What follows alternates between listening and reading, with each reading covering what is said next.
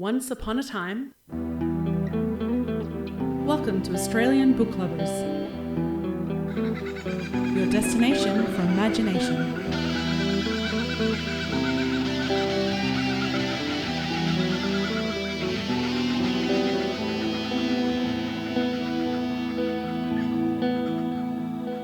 Australian Book Lovers acknowledges First Nations peoples and recognises their continuous connection to country, community and to culture. We pay our respects to elders past, present and emerging, and honour the sharing of traditional stories passed down through generations. We're committed to a safe and inclusive welcome for authors and readers of all cultures and backgrounds, including people of LGBTQIA+ communities and their families. A big warm welcome to everyone and a huge thank you for joining us for the Australian Book Lovers podcast. Our mission is to bring fabulous Australian and Indigenous literature that spans a whole range of genres to book lovers around the globe, as well as fantastic resources and information for passionate authors looking to write their next bestseller. And this is episode 162. Yes. Which is amazing. I am Laurie Bell, science fiction and fantasy author. We are talking short stories today, so I'm going to throw that one in, short story and flash fiction writer, and your co-host for today, coming to you from very, very, very hot to be Wurundjeri Woi country. Hello, Excellent. Veronica. Hello, Laurie. Also hot up our way in the Macedon Ranges, which is Wurundjeri Woi country. So beautiful. It's a lovely piece of the earth. And I'm also write as V.E. Patton. I write science fiction, fantasy, memoir, picture books, have written short stories, not as prolific as yourself, but yes, there's a little bit out there. And look, the odd bit of poetry, but I think that's therapeutic rather than anything else. Yeah, that's how I find with my flash fiction. It's like I can get the mood. I pick a mood and just go to that Go mood with for that. 100 words. Yeah. I love your Friday fiction, your flash fiction about the Carnival. The carnival. That was like, yes. Nicely done. 100 words. Talk about impact. Great. You have to get in quick. Yes. And yeah, it's all about short stories because we had the most delightful chat with Robyn Black from the Furphy Literary Award. Yeah. Which we love, Furphy. Great word. Oh, it's a fantastic word. It's in an the Aussie Australian word. lexicon. So yes. And if you want to know why, international readers and listeners, if you've never heard of the Furphy or what a Furphy is, then you need to hang fire while we chat with Robyn a little bit later. Learn it, and then you can use it in your own language. And people will go, what? Don't you mean something else? You go, nah. I mean, that is a Furphy. Yeah, Yes. nah. Yeah, nah, it's a Furphy,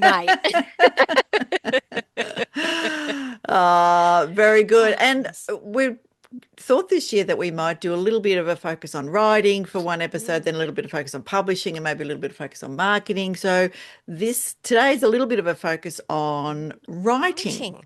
So because I was going to give, K.M. Allen's book a rest. Yeah. Sorry, Kate. Put me back one more time because there's so many good things. There are so many good things. And I thought I would go with it's a Furphy. No, it's not a Furphy. Oh. I thought I would go with the one that is so popular, which is the Show Don't Tell checklist.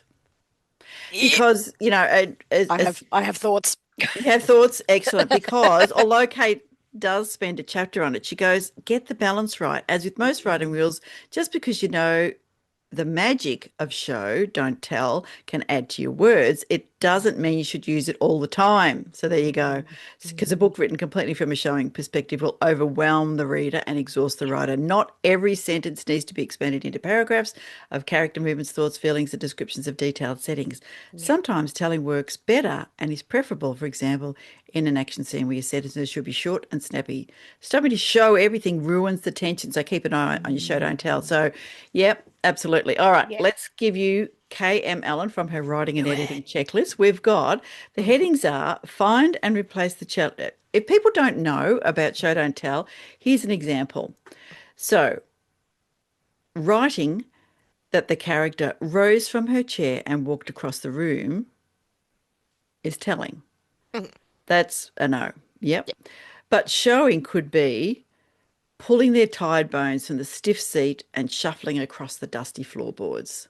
So Mhm. it's the same thing, but it's about showing what the person's doing, not telling them what they're doing. Exactly. Yeah. Yeah. Which is, and it's funny because with show don't tell, it's the opposite to all your editing advice, which is cut your words, cut your words, cut your words. Shorter Yes. is sharper, shorter is sharper. And then you come to show don't tell and you're adding words. Yes. It's all those descriptive, it's the emotions, it's the feelings, it's the look Yes. in the eye, it's the squint, it's the lie that everyone in the scene doesn't know, but the reader knows, and whether that's going to come out or not. Though it's those sorts of layering that adds words to your short Yes. stories or your novels or your flash fiction even. And that is the hardest thing when I'm doing 100-word flash fiction, adding that show don't tell, but being aware I need to tell some stuff because I don't have Yes. enough word count. For the dialogue to cover the whole conversation. Yeah, Yeah. absolutely. So Yeah. it's quite an that's the only time I think show don't tell is the only time where you need to get wordy. Yes. And then you have Yeah. to figure out how to cut that back again. So it's Yeah. it's an interesting challenge. It is. Good And old for show don't tell. some, it's some I love their show don't tell. So, I'm listening to Ben Aronovich and the Rivers of London, and obviously Ben loves his architecture and loves his London, and there's a lot of description in it. But the voice that he does it in, that kind of internal voice of the main character, Mhm. he tells a lot of stuff, Mm. but it's all part of the voice of Yep. Peter Grant, and it's all part of all of the stuff Yes. that they're doing, and it you kind of share his passion and love. And I don't know whether, if because I'm listening to it, whether Mm. if I was reading it I'd skip over it. Probably not, Oh, interesting. because I wonder, because I Mm. I have read a couple of his in paperback when I couldn't get the audiobook um, on the library. But yeah, interesting. Anyway, all It right. is What does interesting. Kate tell us? Mm. In her checklist, it's find and replace the telling words. Mhm. So, when she returned from lunch, Max had demolished most of his meal. Even so, he looked hungrily at the chicken sandwich which Sarah had handed to Joss, showing when she returned with lunch, Max had demolished most of his meal. Even so, he licked his lips at the chicken sandwich. So rather than looked hungrily. So you're looking at simple change, telling phrases such as began to, started to, those are the ones that you would Yeah. have a look. And I must admit, began to, I'm a bit of a That one, I aficionado. did learn to cut those. Began to, Yes, started to, thought about all yes, those, yes. all those describe it. And then you've got all your what I tell kids when we're doing writing workshops, and it's very simple, obviously, for the kids, but your ly words, your descriptive words, Yes. your adjectives, cutting those forces you to rewrite the sentence, Yeah. which then Yeah. forces you to, and obviously as writers, we don't cut every ly word in No, history, but no. it actually, when you go back and look at your work and edit your work, finding those, the happilies, the sadlies, that if you Yeah. chop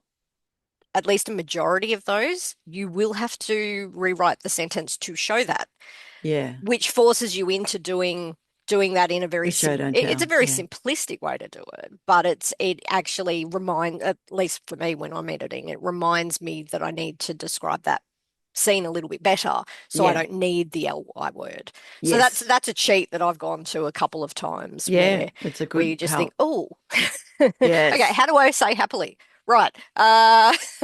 And so it makes you think What could about they it. be doing? Yeah. Exactly. All right. Delve into deep point of view, and we have looked at Kate's checklist on that. Yes. Yep. So, along with showing no telling, add a deep point of view to your arsenal, essentially writing the story from the character's point of view. Examples of telling: the pain which travelled down Josh's head. She's got the sensation was surprising at first, and then replaced with sharpness. But showing is the pain travelled down his cheek. Josh's mouth dropped open at the sensation before his lip drew back and he grimaced.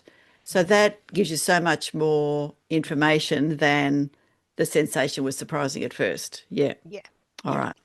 Avoid naming emotions. Mhm. just as you said, happily, merrily, all those kind of things. Good Yeah, old LY words. that's right. Right. Rather than it angered Eve, she squeezed her fists. She squeezed her closed fists at the memory, concentrating on the sharp pinch of fingernails in her skin. There's a great example of you saying, you add words, but that Yeah. adds so much more Yeah. So depth. it's Yep. it's funny. It's once you get into that mindset, you do pick them up and Yes. you see what you're doing. But Yeah. All right. So in the the other same way, if we're parts. jumping into writing, Ah, get it all down, throw in your yes. LY words, throw in all Yes. your description. You can then cut those. That's Yeah. your editing That's process. later. Just Just get the get them mood down that down. you need. Yeah. That's it. Detake and make the most of your dialogue. Watch your staging, get active, and then get the balance right. So, yeah, if you wanted to see the whole list, you could probably find Kate's Mhm. blog, which would have Yes. the writing and editing checklist Doesn't it? on Show Don't Tell. Mhm. But you could also buy Kate's book, which is brilliant. And then you Yes. can get her free one Yeah. on authoring as And well. picking up on staging, exactly that. It's that stagecraft. Yeah. It's that I moved to Yeah. this chair and then picked Yeah. this up and walked over to here. I do that all the time in Yes. my writing, and it's Yes. again rewriting the stage, rewriting that visual that you've got Because into some a of it you way. need, some Yeah. of it because otherwise people go, well, how did they get into the next room? Or when did that person arrive? Or whatever. So you've got to put a little bit in Yeah. so that it's not Yeah. a surprise. Because in your mind, you've got it all happening. Yes. But yeah, there. All Yeah. right. Wow. So there we Well, there go. A you little go. bit I of love it. writing.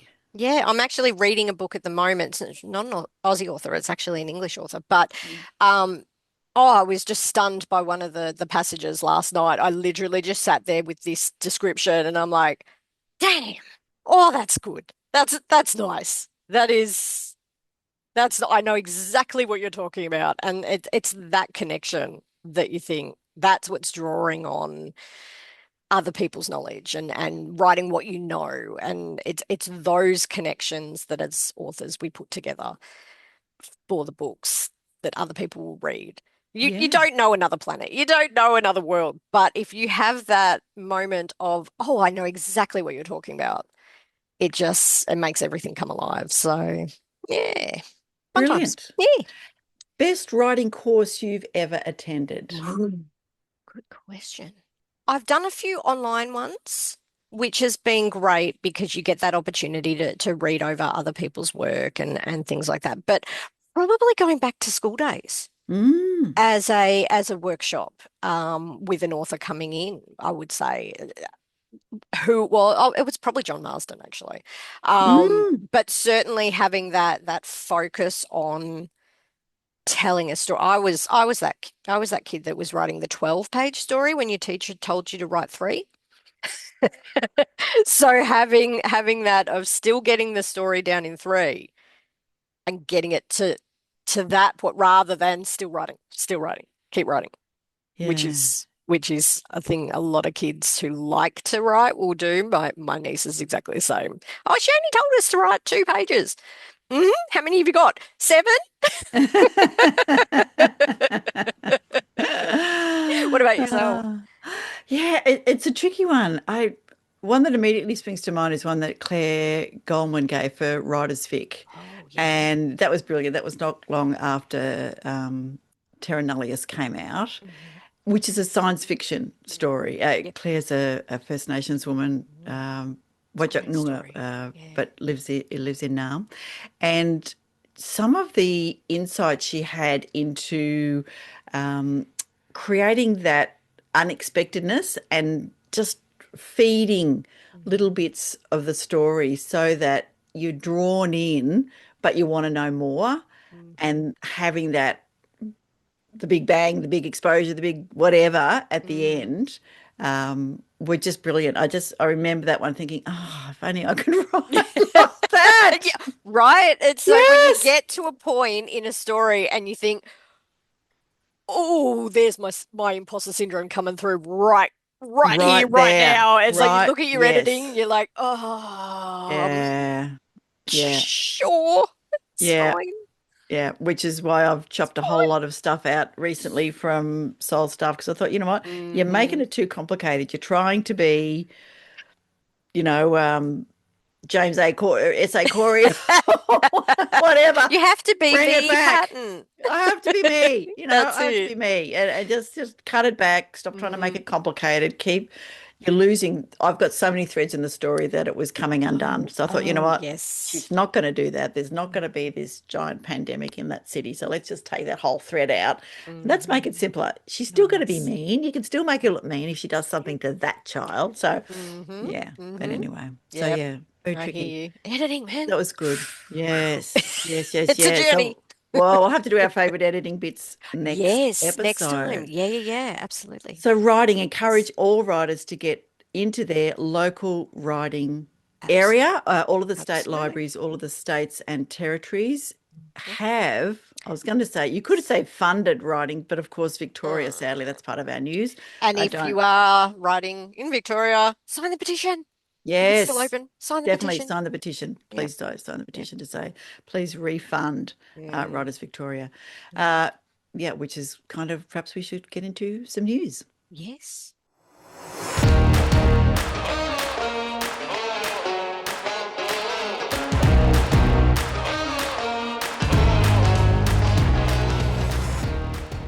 So, as we were saying, As we were Writers saying. Victoria, please Mhm. fund Writers Victoria, and just it's just incredible that they would defund it. Come on, the arts Right. we know Yeah. is so critically important to Yeah. everybody. So get It's yourselves in there. it's frustrating the step forward, step back, step forward, step back. We get Yes. some traction on AI and then they turn around and drop funding. It's like, come on, Ah, people.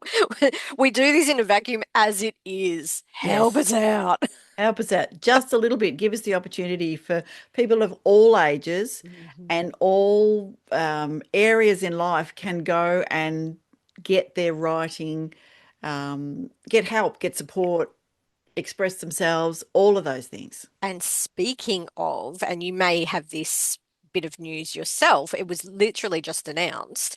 The ASA and Auslit are partnering up, and Auslit have a national database of literature and storytelling, First Nations, early day, like amazing databases. And if you're a member of ASA, you can now access Ooh, Auslit and you I can didn't get know. into all that research. So it is so exciting.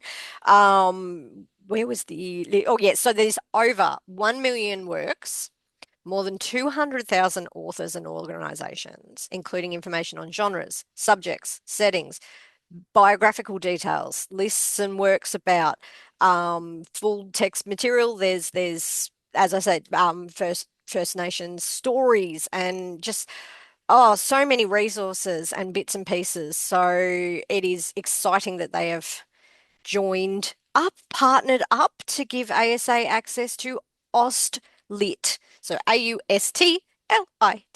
So That jump is on. absolutely brilliant. I will be Mm. looking at that. Oh, me I too. love that. Yeah. All right. My little bit of news Mm. was about the festival calendar. This is from Hey. Literary Listings, this one. Hmm. And I thought I would mention Hmm. Book Fair Australia, which is in Melbourne, Yes. Book Fair Australia is in Melbourne. 21st to the 22nd of February. And if you go there, you might see two people from Australian Book From Lovers there. Australian book lovers will be wandering around. We don't have a panel, we don't have a desk No, because we weren't that organised, no. but we will be wandering around on the Sunday, is it? Yes, we'll Yes, be wandering we'll be around there on on the the Sunday Sunday. because again, Yeah. didn't get there in time to book the holiday, but we'll be there. We'll be the ones with huge backpacks of books going home with far too many books on Yeah. the train. Yeah. But anyway, there We you will go. be. And Book Fair is a literary festival that celebrates stories of all genres, traditionally independently published alike, share their diverse range through dedicated stalls, discussion panels, workshops, and more. So yes, it is at the Melbourne Convention Centre. I don't know that they've Yes. got that many tickets left. So No, if they were going really quickly. because at the same time, Hmm. GenreCon is on in Queensland, and that is one that I Hey. really want to get Yes, GenreCon. same. The leading It's on the conference for genre list. writers. Hmm. It's at the State Library in Brisbane. So get up there to Mianjin and get yourself in there. So go into literary listings, the festival calendar 2026. So much happening. Lots of people, and we've had some troubles with Hopefully our some of the festivals will expression. actually happen this year, but Some who of the knows? festivals might have actually happened exactly, but the next one we've got in March, the Scone Literary Festival is on. The Port Macquarie got writers for writer. All About Women's Festival is on. The Brimbank Readers and Writers in Melbourne. The Clunes is on Clunes, in yep. March, which is fantastic. Australian Romance Readers also in Brizzy. The Manly Writers in New South Wales. Kalamunda, beg your pardon, in WA. That's a beautiful part of the world as well. Yep. Is on in March. The Footscray Writers Fest, the Newcastle Writers Festival, and the Somerset Story Fest on the Gold Coast. And the Wallara is up there in March sometime as well. So lots of things to So do as we're many. kind of heading from summer to autumn. Mhm. And get yourself to one of those festivals because we talked last time about how important writers' Yes. festivals were. Because it's very hard to promote in Oz unless you're a giant name or have a giant publisher behind you. So it's the festivals where a lot of voices get heard and Yeah. books get seen, and you can check out all the amazing writers and panels and listen to people who are talking about writing. I mean, what's not to Yeah. love? What's not to love? Exactly. But of course, you can also put your book on Australian Book Lovers and we will Yes. give you a book spotlight. Mm, So all you have to do is go, if you're an Australian or Indigenous author, go yep. on to australianbooklovers.com/for authors, load up Get your your books. details there for free, and we'll talk about it like we are about to go to Yes. book spotlights. Spotlights.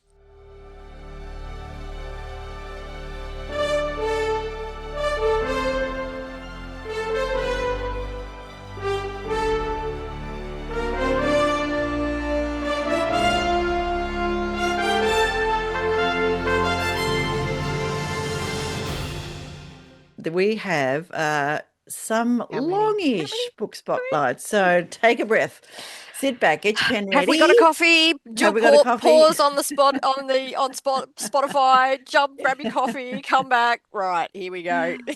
Okay. So the first book is Lee Gordon Presents How One Man Changed Australian Life Forever by Jeff Apter. And this is a biography. Post-war Australia didn't know what to make of promoter Lee Gordon. To some, he was a typical Yank, crass, loud and outspoken, focused on just one thing, making money. But to others, such as rocker Johnny O'Keefe, Lee Gordon was a mentor, a guru and a lifeline to the big time. One thing is undeniable. Without Lee Gordon, there will be no billion-dollar entertainment industry in Australia today.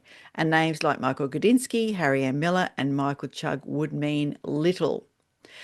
When Lee Gordon arrived in Sydney in September 1953, the only place Australians could see international stars like Frank Sinatra and Bob Hope was on the big screen. But over the next 10 years, Gordon promoted tours for almost 500 international acts. Everyone from Sinatra, who was a close friend, to Sammy Davis Jr., Liberace, Bel Hawley, Buddy Holly, to shock comic Lenny Bruce. So thanks to Gordon, Aussies grew accustomed to seeing showbiz legends up close in person rather than staring at them on the cinema screen. And he also opened Australia's first drive-in restaurant, introduced local audiences to the roller derby, and ran discotheques and strip clubs. By the time he died in mysterious circumstances, alone in London in 1963, aged just 40, wow, talk about live fast, die young, he'd not only established the entertainment industry in Australia, but also changed the country's culture forever. Wow. Wow. Mm, So it's the people behind, isn't it? You kind of know yeah. the stars, but yeah, there you go. Mm. Um, so bio, inspired by Jerry Hopkins, Danny Sugarman's biography of the Doors, No One Here Gets Out Alive, and a life spent soaking up great music, Jeff Apter has written more than 30 biographies, many of them bestsellers, and his work has been published all around the world.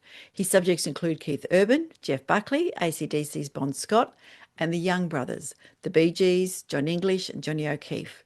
He was on staff at Australian Rolling Stone for several years and has worked as a ghostwriter with ARIA Hall of Famers Casey Chambers and Richard Clapton. Jeff lives on the New South Wales South Coast with his wife and their two children and enough pets to fill a small zoo. Well, good on you, Jeff. Beautiful. Absolutely. That sounds like a corker. Right. So, book two, Love Beyond Borders by Joshua Campbell, which is a historical. For the last 4 years, the country has been embroiled in a bitter war within its own borders, pitting those of the North against those of the South. Some say it's about slavery, while others say it's about those who were for President Lincoln and his administration versus those against him and all he stood for. But those on both sides of either of these opposing views had to deal with the same end reality. Very timely. The country had been adversely damaged, and the greatest and last casualty to their former united peace and to the ranks of the fathers, sons, and brothers and cousins was no less than President Lincoln himself. Such was a loss that one side had some rejoicing in, while many others, especially those on the other side, mourning. In the aftermath of this war, amidst the onset of this grief and the preliminary period that would lead to Reconstruction, there were those who had survived, given the gift of time, to be able to return home and try and regain some stability, both mentally and emotionally. And among those, we find our main character, Jordan Whiteley, a Union soldier who was anxiously anticipating the opportunities for peace and some return to normalcy, at least in as much as can be re-established in spite of the alter effects of the war that had brought America to the brink of splitting apart. But his return home did not give the immediate salve to the experiential wounds that he had undergone while away. For little had he known that there was a secret that was about to come bubbling to the surface, no longer able to be contained, that would not only explain some of the horror that the country had been recently subjected to, but would threaten to tear his own family apart. The love of country is what set Jordan and many others to fight to begin with, but could there be enough love left to keep his own family from splitting apart? So Joshua is a recovering Canadian. That is a hilarious term. Having migrated to Australia in 2012 after a Rocky Mountain wedding with his Filipino fiancé. After a few years in Sydney, where she grew up, and one son having joined them, they relocated to Adelaide to prepare for the forthcoming arrival of their next son, little knowing that one daughter would come thereafter, joined by four more sons, bringing them to become parents of 7. Amidst the coming of their second son and their only daughter, Love Beyond Borders was also birthed in response to the loving challenge given to him by his wife, who noted that he loved history and creative writing and should combine both. So he took her up on it, and he has completed the manuscript. She applied her incredible digital artistry skills, and thus it was given the perfect face it needed, featuring her keen and amazing eye that offered readers a perfect visual with the front cover. That is fantastic. What a great story. It is great. And, Mm. I love that we know the support of partners is incredibly helpful. And Or without the it, non-support of or partners. non-support. Too true. Let me tell you, book number 3 is Wending by Bel Hawley, and this is a contemporary novel. It's a story of widowhood, a novella in verse, a metaphoric shedding of skin. And here's a little bit of the prose. A bend of my back, where the rapids, discoloured from the scrum, look like lengths of morning lace, where the echoing canyon is, equal amounts windswept and wanting. Wending follows a newly widowed woman who's sent to a river so remote it has no official name. In the most uninhabitable terrain, she survives through her work and in her hope of returning home, but as time moves on, her erratic behaviour pushes her to further extremes. She begins to see a woman in her peripheral. In a text where form reflects the single focus of a woman as she casts away her old life to follow a path to its bitter end, the outcast female accepts ostracization and challenges narrative and social norms. Wow. Yeah. So, Bel Hawley's bio, she is a writer with a special interest in female characters of contemporary fiction. She holds a Bachelor of Arts from Curtin University, a Diploma of Professional Writing and Editing from NMIT, and is a former Woe Mentoring Project mentee and Glenfern Writer Studio resident. She has published in a variety of online and print journals, from Westerly to the Victorian Writer, and while primarily known for her short stories and literary fiction, it was her lived experience of widowhood that inspired Wending. She resides in Victoria with her 2 children and a cat named Boots. Love it. So, book 4, Soul Comfort by Alistair Conwell, which is a non-fiction. Soul Comfort is the first book to examine grief holistically through concise insights into the related concepts of consciousness, death, and love for healing and positive transformation. Death does not extinguish consciousness. Death transforms and distills consciousness. And the grief that you feel for someone is proportionate to the love you feel for them. The deeper your love, the deeper your grief. Uplifting, unique, and thought-provoking insights from the author of The Audible Life Stream, Ancient Secrets of Dying While Living, will offer comfort to your soul and may profoundly change your perceptions of grief, death, consciousness, love, and transformation. If your perceptions are changed, you will know that your own transformative journey has begun.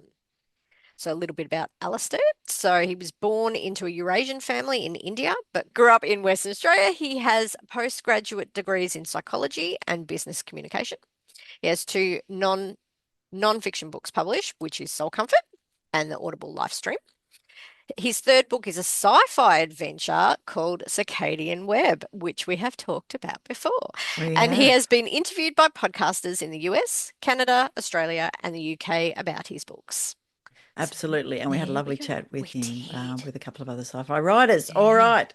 Book 5 is The Maskeys by Stuart Everly-Wilson. A small Australian town, the story of an extraordinary family. Locals see George Maskey as a hollow braggart who is at least partially responsible for the crime and drug-related death Naples has seen over the years. His wife blames him for the death of their teenage twins. His gay stepson regards him as a racist homophobe. And Serenade Theodora, the town's famed mystic, sees him in equal parts as good and bad. But George, the family patriarch, is not the star of this story. When Rodney, the local Maskey right-hand man, is kidnapped by service station proprietor Gail Reynolds in a bungled revenge against his boss, events are set in train that will see the Maskey family change forever. Love-starved reader of romance novels, physical runt dreamer Rodney has lived in a forest on the Knuckle, tending the Maskeys' marijuana plantation since the death of his mother. Gail regarded his capture as an opportunity to learn the whereabouts of her missing son Duncan, Rodney's childhood best friend. For Rodney, captivity turns his life upside down. He meets Leanne. She is the girl who brings him his meals, and in her, the unattractive young man who has despaired of ever finding love sees a person he could risk everything for. The Maskeys is a thrilling and groundbreaking portrayal of the overlooked, both tender and incisive, from the author of the critically acclaimed Low Expectations. So here's Stuart Everly-Wilson's bio. He lives on unceded Bundjalung country in the Northern Rivers, New South Wales, with his partner and the ghost of Aspero the dog. The Maskeys is his second novel. The first novel, Low Expectations, was shortlisted in the New South Wales Premier's Literary Awards 2022 and longlisted for the Dublin International Literary Prize in the same year. Awesome. There you go. So, book 6, Confessions of a Minor Poet.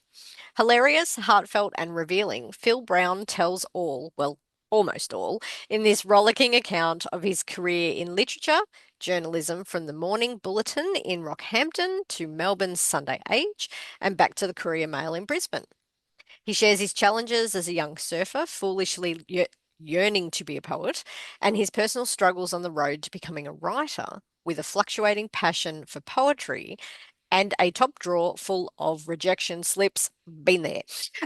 There are the seminal friendships with poets Bruce Dorr and Les Murray, and a cavalcade of characters from the world of arts and letters: Barry Humphries, William Defoe, Daniel Craig, Alan de Botton, Richard E. Grant, among many he meets and interviews along the way, for better and occasionally worse. Confessions of a Minor Poet is a hugely entertaining memoir that shows us all how the life of a writer can be frustrating, even enraging, but ultimately life enriching. This is a vital, wild, and affectionate ride across Queensland, New South Wales, and Victoria from the 70s to now. That is quite the ride. Phil Brown is a journalist, poet, author, and editor of the independent arts website In Review Queensland, which features on the website indailyqueensland.com.au, which is indailyqld.com.au. He was formerly arts editor of the Courier Mail and over a 4-decade career has written for a range of national and international newspapers and magazines. He has published his poetry widely in mainstream press and literary journals. He is the author of 2 books of verse, Plastic Parables and An Accident in the Evening. I'm a bit concerned as to where that one might go. His book of humorous travel stories, Travels with My Angst, was shortlisted for the Arts Queensland Steel Rudd Award at the 2005 Queensland Premier's Literary Awards.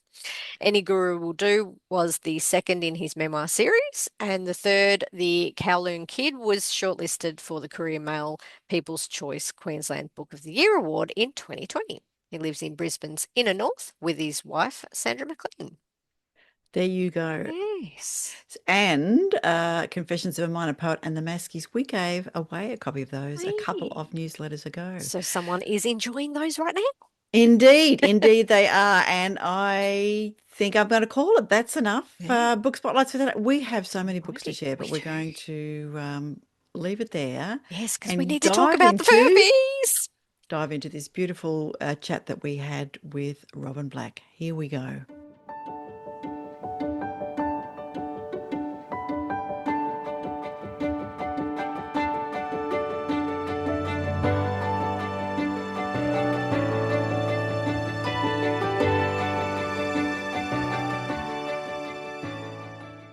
Hello, Robyn J Black. Welcome to Australian Book Lovers.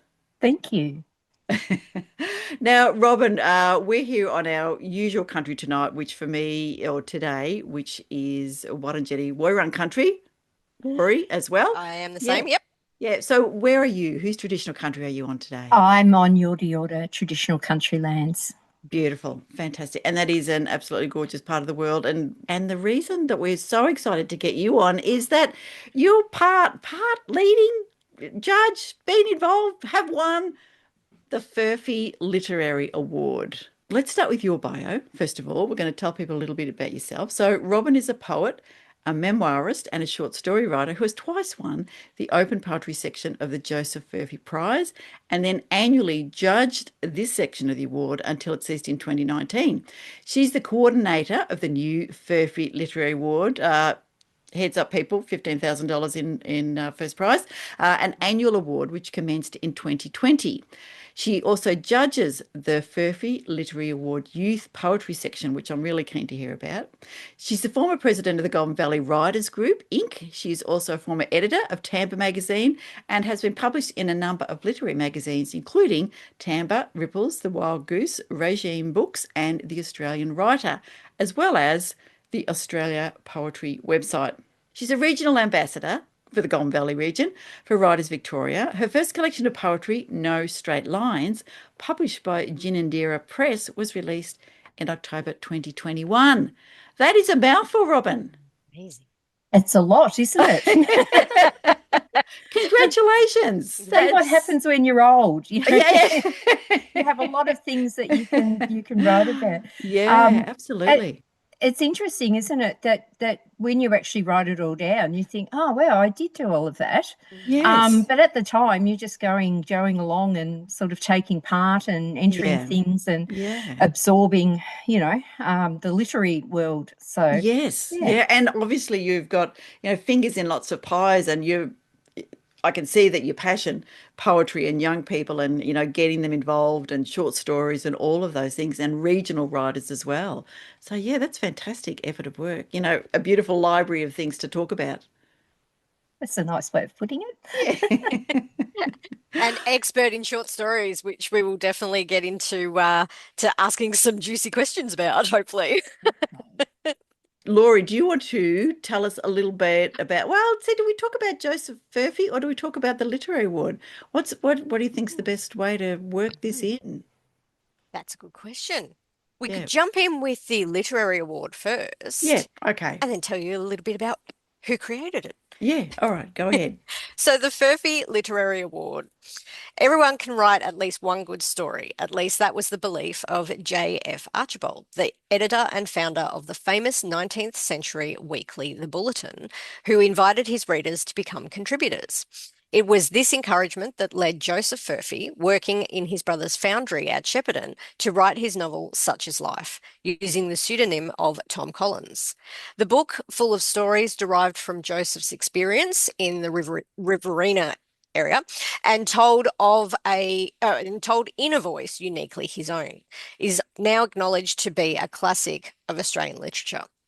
In the spirit of Archibald and honouring the author of Such Is Life, the Furphy Literary Award has been established to promote and extend the tradition of storytelling, both factual and fictional, that is so much a part of Australian life.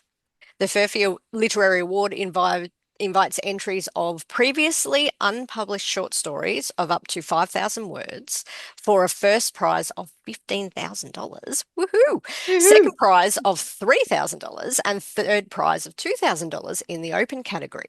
A junior and youth category with a prize pool of $1,800 will seek entries for short stories and poetry. In addition to the monetary prizes, it is intended that selected works in the open category will be included in an anthology to be published annually, and that the winner of the open category will also be invited to participate in the residency program in Shepparton. The Furphy Literary Award includes award-winning judges, generous prizes, and most importantly, the platform and opportunity for all writers to use their talents to compete at the highest standard. The Furphy Literary Award, both national and regional, is made possible from the generous support and contribution provided by the sponsors and to the many people that have contributed to the Joseph Furphy Literary Award since 1992. That's fantastic. A little bit about the topic. So the theme is Australian life in all its diversity. Length, no more than 5,000 words. And we've talked about the prize money. The La Trobe University Shepparton residency publication of selected works in its annual publication. So we've talked about that. The competition commences Saturday, the 1st of February, 2026, and the closing date is Wednesday at 11:59 p.m, April 30th, 2026. Get busy, people. Yeah, absolutely. And for those writing in the junior and youth categories, there'll be an annual short story and poetry award for juniors and youth age writers who live in the Goulburn Valley. Please We've got sorry. There is. Yeah, I was going to say, please refer to the table. Jump on and have a look at the table and the terms and conditions that are relevant to the category. Competition and submissions commence Saturday, the 1st of March, 2026, and the closing date for those entries is Saturday, May 31st, 2026. Beautiful. So there we go. And if you miss those, stop, pause, rewind the podcast or jump on to the Furphy Literary Awards, Furphy Story or Furphy Literary Awards. You Google any of those and you'll get onto the right website and jump in. So, Robyn, take us back to your first interaction, I guess, with the Furphy. How did you come across it? Right. I was a member of the Goulburn Valley Writers Group, which I joined at the very first Country Festival of Writing many years ago. We did run those for 10 years. And one of the members of the group who ended up joining the group was Roger Furphy. And Roger is the great-grandson of John Furphy, who is Joseph's brother. So Roger started the first Joseph Furphy Commemorative Literary Awards back in 1992, and that was an open short story, open poetry, and then the youth and junior for students up to 17 years in the 7 shires of the Goulburn Valley. And that went through until 2018. But about that time, and there's a lot of Furphys in this story. There's Furphy beer. Got to keep track. Yes. There's Furphy beer as well because Lion came on board. Yes. Yeah. So Lion came on board as a major sponsor and put the idea to John Furphy's great-great-grandsons, Roger's son Sam and Andrew's son Adam, that maybe, because they do the Furphy stories as well as part of the beer ads, and they just thought it'd be a really nice coming together. So 2019, there was no competition run at all, and 2020 was the first of the new Furphy Literary Award renamed to that. And of course, the prize money went from $150 to $15,000. Fantastic. Amazing. It is. The other wonderful thing about this, in keeping with the people that Joseph Furphy would have knocked around with, it's free. There is no cost to joining, to entering this competition. So amazing. that's kind of really important as well. And we understand why competitions need to have entry fees, because you've got to be able to fund them. But we've got these great sponsors, the Furphy Foundation, Lion, La Trobe University, and that enables us at this time to offer free entry, which we think is pretty cool. Yeah, absolutely brilliant. And let's face it, 15,000 is the average annual earnings of a writer in Australia. Yeah. It is. So it's pretty good. So look, that's how it all started. I got to know Roger. I started entering the Joseph Furphy Commemorative Literary Award, shortlisted in the short stories for a few years, then won the Open Poetry in 2009, 2010. And from there, they asked me to judge. So I was judging the Open Poetry. And when that ceased at the end of 2018, Sam Furphy came to me and said, look, we've got this whole new thing, starting this whole new Furphy Literary Award. It's ramping right up. It's really different. We want to make it a really important national award to celebrate great Australian writing and uncover some really new good writers as well. And do you want to come on board? And I said, yes, please. So hold me back. That's how I got involved in coordinating the Furphy Literary Award. Yeah, that's absolutely fantastic. Yeah. And I love that there's a junior and youth. So tell us a little bit about that as well. And it's the people in the young people in the Golden Valley, short story and poetry. Yeah. And our main sponsors for this one are Goulburn Valley Libraries, and libraries are very important, which I'll touch on a little bit later, and also the Shepparton Council. So we have youth and junior. So junior is up to 13 years of age. Sorry, it's on the website. Up to 12, I think. And that's short story and poetry. And then 13 to 17 is youth. The same is for poetry and open short story. And the really wonderful thing about it is it's for the 7 shires of the Goulburn Valley. So there's quite a lot of little schools and children who don't even attend school, who are homeschooled, who enter, and they do quite well. I must say, the homeschooled children cohort are really great. So we run that at the same time, but of course a month later. It opens in March and ends at the end of May. But we have the presentations on the same weekend. So the open short story presentation is traditionally at this time the last Saturday in July, and we run that at the Shepparton Shepparton Art Museum, up on the 4th floor at the Furphy Gallery. More Furphy. Because they sponsor the Furphy Art Wall, so that's pretty cool. And then the next day at the library. Now, the last few years at the library, we have managed to pack a good 170 people in on the day. So that's we shortlist the top 10 in each of the 4 categories. So we got first, second and third, and then highly commended and commended up to the top 10. And we invite all of those students and their parents and their teachers and their families to come along. And what we find is we've got at least 170 to 180 people packing the Shepparton Library out on the Sunday. And it's just so great. We've got some awesome young writers in the Goulburn Valley region. They're just terrific. Some of the ideas they come out with, and the way they write their poetry and their short stories is just fantastic. They're and we're really hoping that one of those will end up in the open short story at some stage.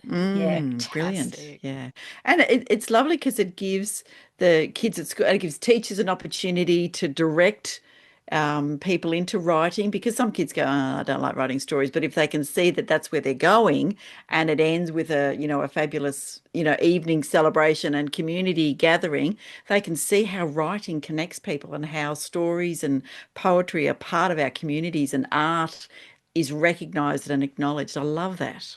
They all get a certificate, and of Yep. course there's first, second and third prize money as well. Mhm. And, you know, some of the indie schools and kids, some very marginalised students have managed to place in the awards, and that, you know, it just fills our heart with joy, that because it changes their lives, Yep. you know, for the better. Yeah. So yeah, we're Do any of really, the junior and youth categories, are they published? How are they promoted what then? we've done is we've with the Goulburn Valley Libraries, we have we just get them to publish some and bind them and have them in the libraries. So we haven't done a formal publication, but at the moment they're available in the libraries. Yep. That's marvelous. Good. So people can see and share. That's Yeah. fantastic. Yes. Yeah. Yeah. And tell us more about libraries, because we love libraries. Well, the really important thing about libraries sort of came about, apart from, you know, their sponsorship over all of the years, because the library sponsored was part of the sponsorship of the former award as well. Mhm. But a couple of years back, Catherine Loma won first prize in the open short story, and Catherine's from Tasmania, and she won it in 2024. She'd never heard of the Furphy Literary Award, and she was in her local library in Tasmania, in the little town she lived in, and she saw a very striking book cover, and she saw the name Kate Kennedy, who she knew because she's a fellow writer. She thought, I'll borrow that book. And it was the anthology from the year before, when Kate, or the year Yes. before that, 2022, when Kate Kennedy had won the award. Mhm. So she took it home and read it, and of course read the blurb, oh, there's a competition. Oh, I might enter that. So she entered it and she won. Amazing. Ah, Love it. So that was terrific. And last year's winner was Serena Moss. And Serena's from a little town near Geraldton in Western Australia. And she works in Geraldton. And in her lunchtime, she would go across the road to the library and do some writing. And one day she left her book behind that she'd written a short story in. And when she went back to get it, she thought it was a librarian, but it turns out it was a volunteer at the library, said, did you write that? And she said, yeah, I did. And the person said, you should enter it in a competition. It's really good. And she said, what do you mean? Is there competitions for short stories? And the library person said, yes, there is. So Serena entered and won last year. That is Amazing. fantastic. What a great story. We love we love libraries and libraries. librarians. Yes, we Yeah. do. And volunteers at libraries. Yeah. Even Absolutely. more So amazing. very important. Yeah. Yeah, fantastic. We just had brunch with a couple who are moving from our area down to Ocean Grove, and she wants to volunteer at the local library. I said, oh, yes, go down there, because I know they've got a big new library down at Geelong, as well as all the little ones around the peninsula. So, yeah, and, you know, being a teacher, she loves stories and books and things. So, yeah, bring it on. Bring it on. Yeah, and we always encourage people to borrow books in their library because, number one, it's free, and number two, if they're Australian authors, they will get a little royalty from every time it's borrowed. So get in there, people, and go to your local libraries. Yeah, I love my And libraries. we say, if your local library doesn't have the Furphy anthology, ask for it. Ask for it. Yes, exactly. Mhm. Yeah, and all Exactly. they go, oh, tell us about that. And Yes. yeah, I've encouraged our local library, the Goldfields we are down this end, to buy a few extras.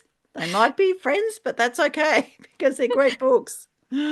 So we've recently run some numbers, and our podcast does go out to many, many countries around the world. So I want to just explain what the word furphy means for our Yes. international audience who might be thinking, why is it called Furphy? Why is it called the Furphy Awards? So Furphy, the war and the word. During the First World War, Australian soldiers congregated at the back of Furphy branded water carts manufactured by Joseph's brother John. At training camps and on battlefields, they spread speculative and increasingly wild rumours and Not like stories. Australians at all, really. Not at all. Wild rumours and stories of what was happening and what was about to happen. These often ingenious fabrications became known as furfies, and the word entered our national vernacular. So certainly a lot of Aussies that I know would know straight away if someone is telling them a furphy. So Yes. with the short stories and the poetry that is written, what what are you looking for with the writers putting these stories together? Obviously, Australian way of life, but what other things do you look for?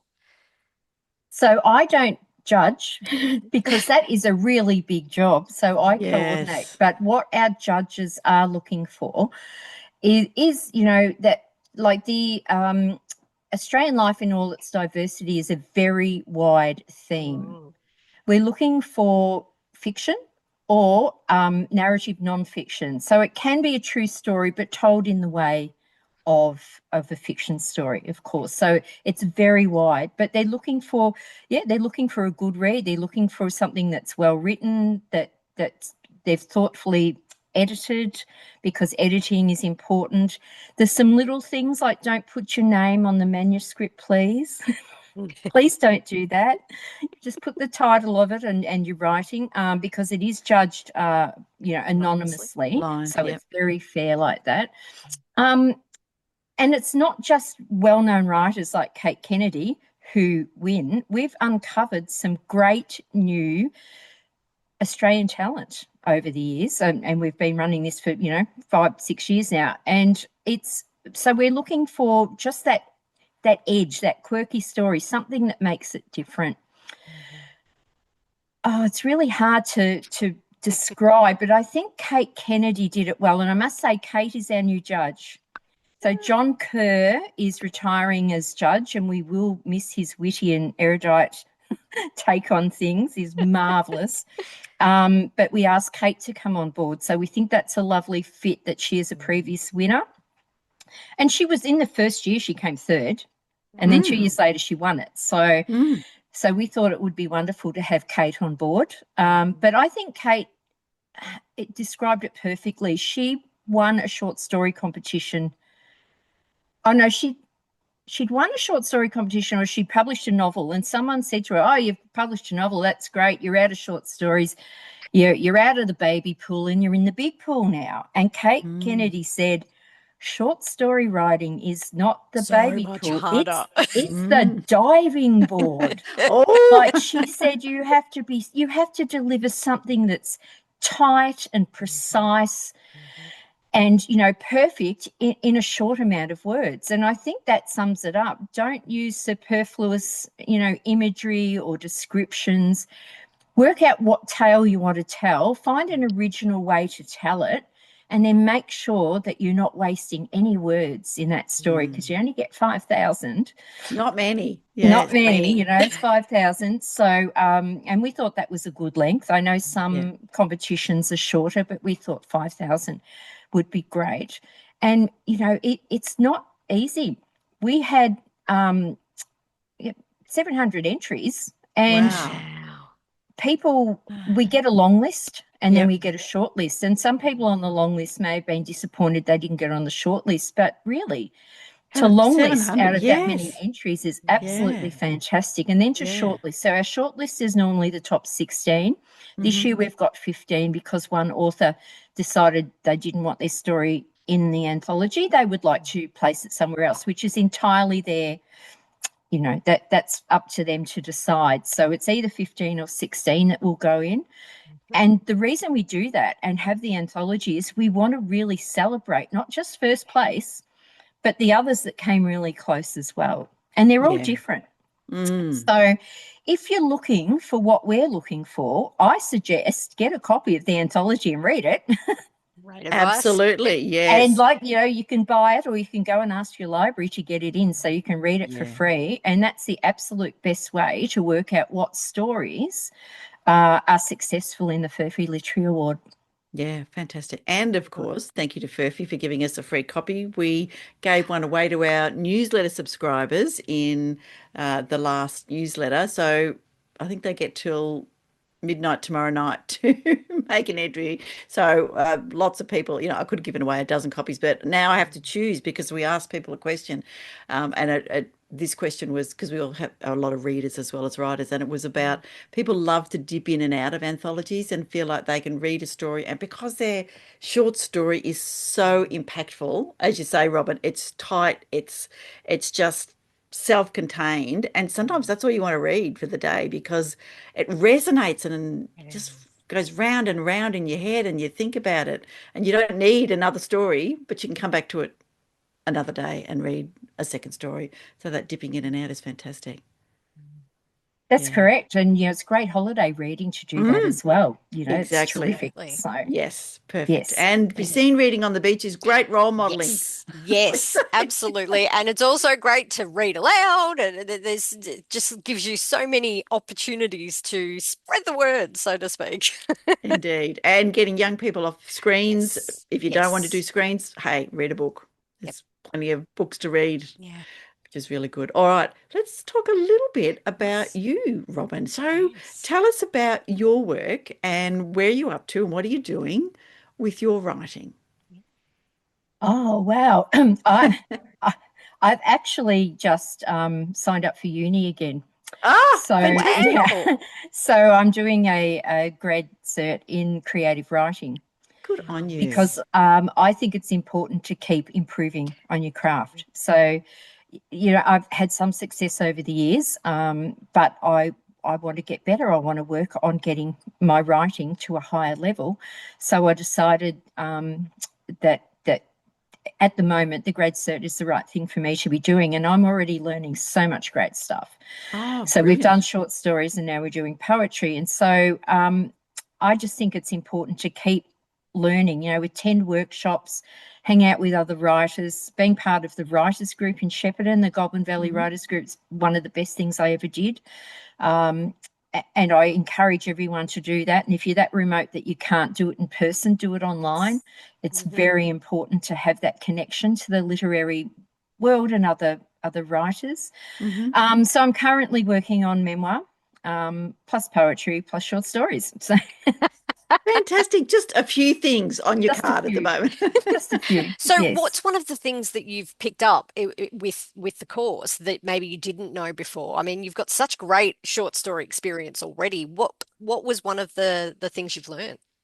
I think one of the important things I learned was how to set up the imagery correctly. Like when you're writing, you've just got to get it right because it's in your head.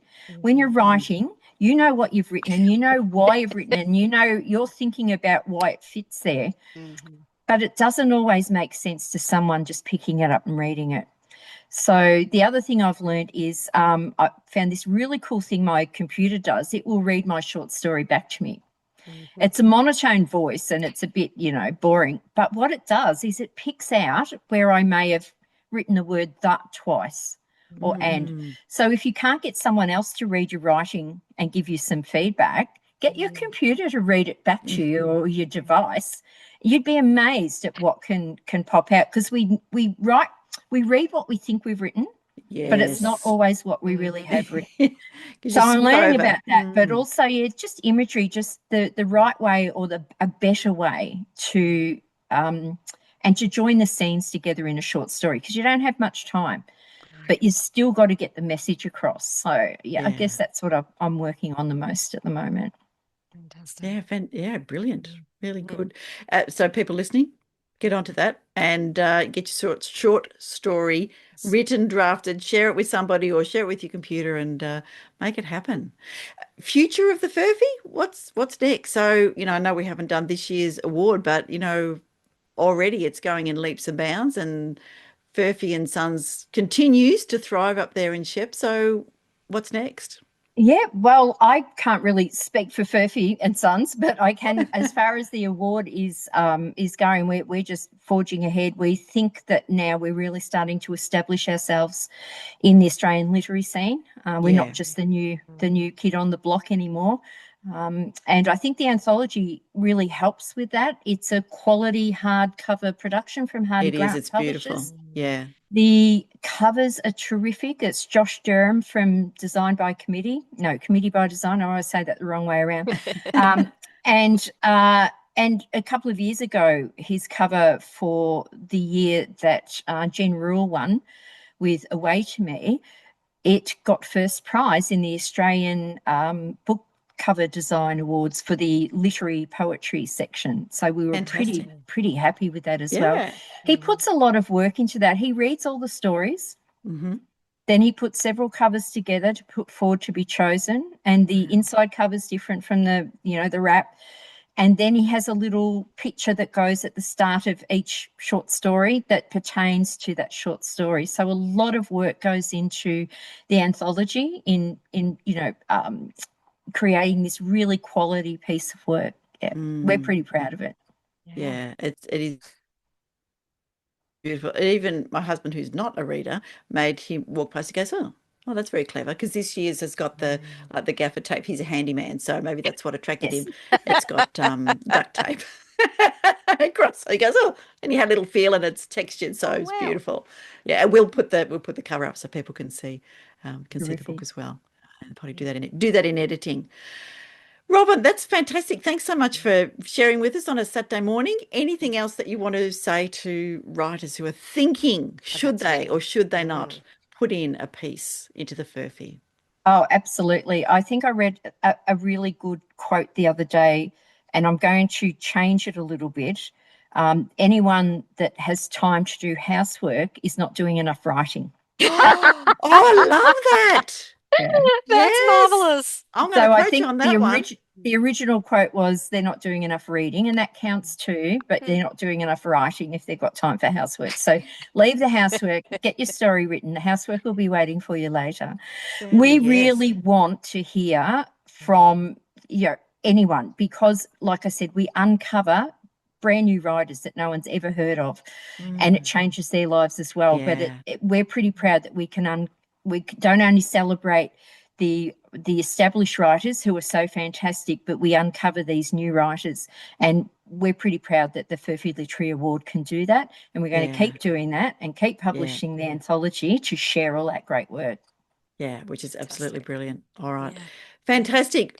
Anything else, Laurie, from you? I was just going to say, get writing, people. This sounds absolutely marvelous, and it's such a great way of just showing the talent that we have in Australia with writing and our writers, and everyone's got a story, as you say. So it's a great way to do it. But short story writing is really hard. Just one very quick one, Robyn. What advice, as a short story writer, what advice do you have to someone writing a short story? Get it all down on paper. Don't sit there wondering what you're going to write. Just get it down. You can always edit it later. As Hemingway said, oh no, I shouldn't say that. He said, write drunk and edit sober. But perhaps don't do that. But my advice is get it down, get it all out on paper, and then you can edit from there. And then other ideas will come forth from what you've written. You might go in a completely different direction to what you've originally written, but it's important to just get it all down on paper first, or on your device if you're typing it, because our brains work a little bit differently when we handwrite than when we type. True. Just do a brain dump, get it all out, and then massage it and see which way you want to go from there. Fantastic. Good advice. Good advice. All right, Robyn, thank you so much for your time today, and get into the Furphy, everybody. Yes. Thank you so much for having me. You are most welcome.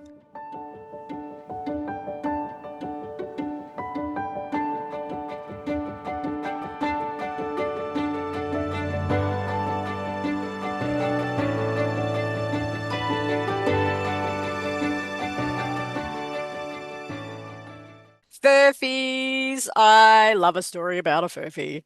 Indeed. And Ian and hubby was a bit jealous that we were talking about Furphies, and yes, he knows a lot more about them than I do. But it was interesting to find out the source of the term Furphy and how it all came about. And how it all came about, yes. And of course, short stories.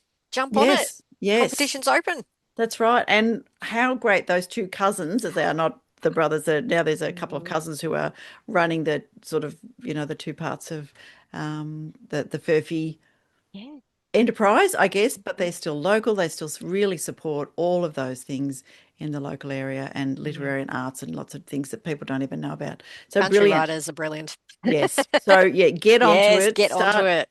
Sharpen up your stories, get them into the Furphy, and good luck to everybody. 5,000 words. It's longer than you think, but shorter than you want it to be. Yes, yes, because I think once you sort of kick past the 2.5, 3, then you get a bit excited, and Yeah. before you know it's 7. So yeah, Yeah. dial them back, people. Yeah.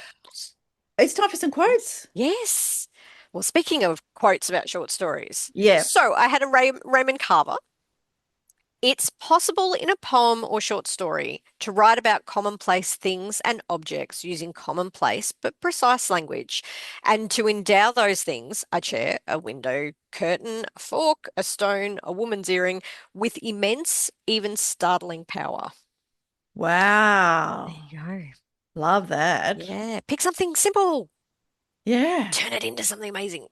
Yeah. This is good. This is good. Like my carnival this week. Like, okay, well, that was good. That definitely. All right. Look, in fact, I had 3, but I'm going to go Go with, for it. given that it is the long weekend and we are not celebrating, I thought it would be nice to have something from an Indigenous woman. Yep. This is from Kathy Freeman, who, whilst not a writer, has just been such a brilliant role model for so many people in Australia and around the world. She said, disappointment and adversity can be catalysts for greatness. There's something particularly exciting about being the hunter as opposed to the hunted, and that can make for powerful energy. Ooh, I like that. How's that? That's Good on you, Kathy. I thought, great. yeah. Absolutely. Is disappointment and adversity, let's face it, writers Right, writers live it daily. live it daily. Yes. So thank you, Kathy, for those beautiful words. And we Love it. we can feel that one. Mhm. All that remains is for us to say, Yes. For remember, everyone to read read more Aussie Aussie books. books. Bye for Bye now. for now. Let's meet again, where magic happens.